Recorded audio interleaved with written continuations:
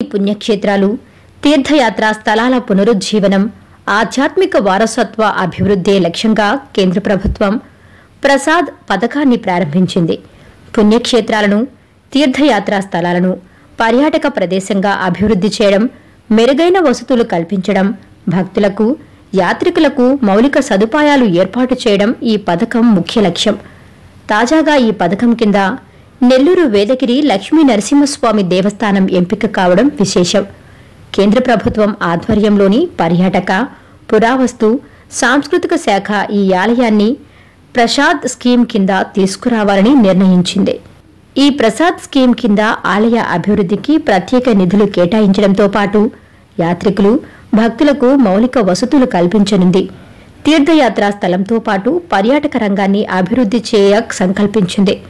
తాజాగా ఎంపికైన వేదగిరి లక్ష్మీ నరసింహస్వామి దేవస్థానాన్ని ఇతర పుణ్యక్షేత్రాలతో అనుసంధానం చేయనుంది.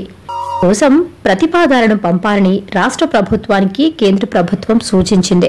వేదగిరి లక్ష్మీ నరసింహస్వామి దేవస్థానాన్ని ప్రసాద్ స్కీమ్లోకి తీసుకుని వచ్చేందుకు గత కొన్నేళ్లుగా ఎంతో మంది నాయకులు కృషి చేశారు.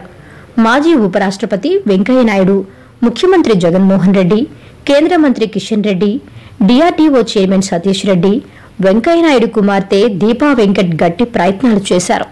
గత 3 ఏళ్లుగా రూరల్ ఎమ్మెల్యే కోటంరెడ్డి శ్రీధర్ రెడ్డి కూడా గట్టిగా కృషి చేశారు. వైసీపీ ప్రభుత్వం అధికారంలోకి వచ్చిన నాటి నుంచి ఆయన ఈ అంశాన్ని భుజానికెత్తుకున్నారు.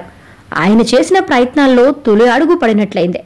ఎట్టకేలకు కేంద్ర ప్రభుత్వం వేదగిరి లక్ష్మీ నరసింహస్వామి దేవస్థానంపై ప్రత్యేక దృష్టి సారించి చర్యలకు ఉపక్రమించింది. తద్వారా మరికొన్ని నెలల్లో ఈ ఆలయం ఆధ్యాత్మిక, పర్యాటక, తీర్థయాత్రా స్థలంగా విరాజిల్లనుంది.